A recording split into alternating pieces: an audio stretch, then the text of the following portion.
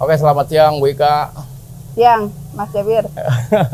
Kayaknya bulan-bulan ini kayaknya udah kelihatan capek banget nih kayaknya Bu Ika. Oh, Insya Allah, luar biasa. Nah, persiapannya Bu Ika terkait, kan Bu Ika maju nih Pileg 2024 ini ya. Nah, sekarang kan lagi sibuk-sibuknya nih. Persiapannya udah sejauh mana Bu? Persiapan yang kami lakukan dari Partai Golkar, khususnya para caleg, dan saya secara pribadi sudah pada tahap sosialisasi pastinya untuk dapat mengenal dan dikenal oleh masyarakat Kota Tangerang, khususnya Dapil 3, Kecamatan Cipondoh dan Pinang, sampai dengan ke pendataan suara dan para saksi di masing-masing TPS. Tapi ngelihat animonya ketika saya di Cipondoh nih Bu, lagi jalan, itu bannernya tuh udah banyak banget gitu. Kayaknya untuk Pileg 2024 ini kayaknya Ibu kayaknya serius banget gitu Bu. Harus serius. Segala hal yang mau kita gapai itu harus dihadapi dengan serius. Kalau APK itu kan bagian dari ikhtiar ya, dalam rangka agar masyarakat dapat mengenal siapa sosok wakilnya nanti yang akan duduk di parlemen. Oh gitu ya Bu. Jadi nanti Bu, kalau ketika nanti andai kata takdir Ibu terpilih ya, kira-kira terutama nih Bu buat perempuan Bu, perempuan itu nanti akan ada kebijakan apa sih Bu terkait perempuan dan anak Bu itu? Ya, pastinya ada beberapa hal yang nantinya ke depan menjadi bahan untuk saya target apa-apa saja yang mau dilakukan. Yang pertama, saya sebagai perempuan pastinya ya otomatis akan membawa suara-suara dan memperjuangkan hak-hak perempuan, di mana diantaranya anak juga berada di dalamnya yang menjadi penerus generasi kita. Dan saya di sini juga sebagai pemuda, alhamdulillah masih pemuda, under 40, juga akan memperjuangkan suara-suara teman-teman muda kita yang perlu didorong dan perlu adanya pendorong untuk bagaimana mereka dapat mengaplikasikan diri di masyarakat, tapi juga butuh terfasilitasi, butuh fasilitas di dalamnya. Ya. Jadi itu ya Bu ya, yang nanti bakal Ibu bawa ke depannya gitu. Ya, insya Allah doakan saat nanti insya Allah menjadi, amin. Itu hal-hal yang ke depan akan saya lakukan.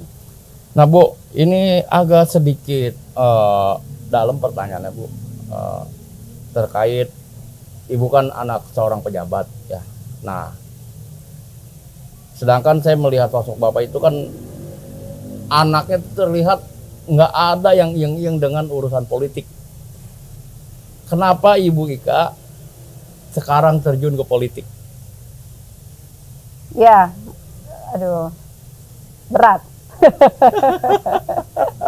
Ya berat, tapi harus dihadapi. Karena sekali lagi bin sama binti kan nggak ngebuang ya. Saya nggak bisa menghindari atau memilih siapa orang tua maupun keluarga. Tapi saya mensyukuri dan patut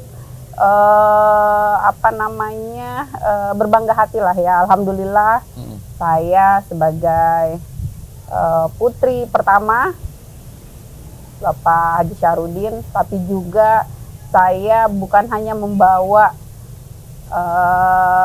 diri saya, tapi membawa nama besar orang tua dan keluarga saya. Di sini kalau berbicara tentang ibu anak pejabat, kan ibu anak seorang yang bernama besar, ya itu menjadi PR besar juga buat saya. Jadi kehadiran saya di sini, saya juga apa ya, menjadi tolak ukur, ya masyarakat juga melihat, tidak mentang-mentang ya, maksudnya dimana kalau misalkan kita hadir, walaupun bapak kita atau orang tua kita atau keluarga kita adalah keluarga besar atau dari keluarga seorang pejabat, tapi kita juga harus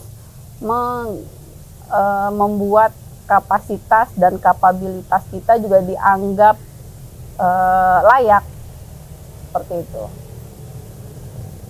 Tapi apa selain ibu, anak-anak dari bapak ada lagi nggak bu yang terjun ke politik itu? Sampai dengan saat ini belum.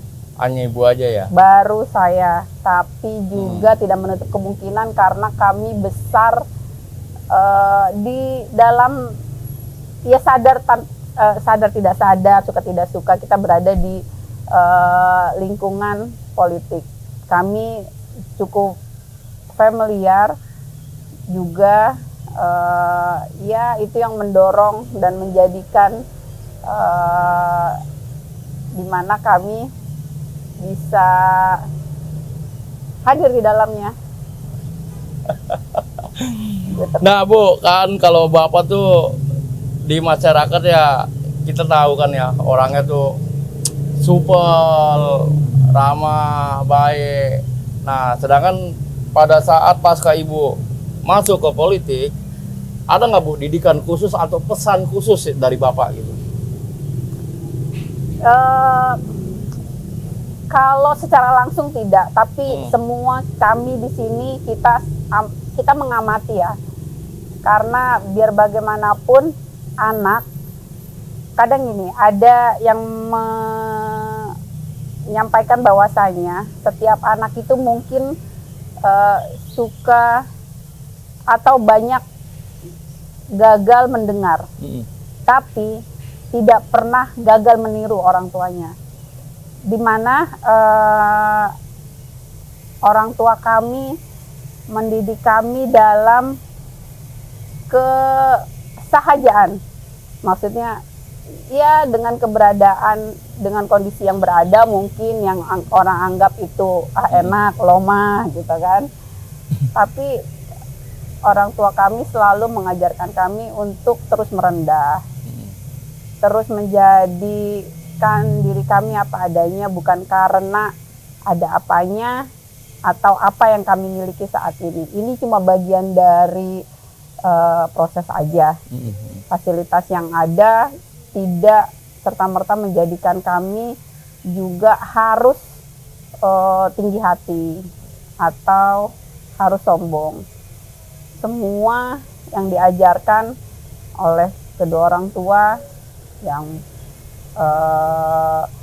bapak dalam kondisi ini, selalu kita harus merendah, harus rendah hati, bukan rendah diri. Dan memang didikan di dalam juga kayak gitu ya. Ya. Oke bu, terkait ini apa? Ini kan ibu kan perempuan ibu, ya kita tuh kadang-kadang kalau melihat perempuan menjadi pejabat gitu, apalagi saya terkadang tuh suka memperhatikan Bu Ika tuh kadang-kadang suka masih ngantar anak sekolah gitu kan, terus suka masih masak sendiri, terus terkadang juga ibu juga kadang-kadang suka suami belum nyampe di rumah ibu harus sudah di rumah. Nah ibu ngebagi waktunya bagaimana Bu itu Bu? Itu kan berat banget ya? Berat aja, berat, nggak pakai banget. Karena kodratnya udah gitu, karena kodratnya sudah seperti itu ya. Perempuan dalam hal ini sebagai seorang ibu juga seorang istri ya harus pintar mengatur waktu. Kalau terjun dalam dunia politik atau mungkin ibu bekerja itu kan pilihan, bukan sebagai keharusan perempuan bekerja, keharusan perempuan mencari nafkah misalkan di luar, itu kan pilihan aja. Tapi kalau perempuan berada di rumah mengurus suami, anak-anak dan rumah tangga itu kan sebagai suatu kodrat dan kewajiban, di mana ya perempuan harus dapat mengatur waktu.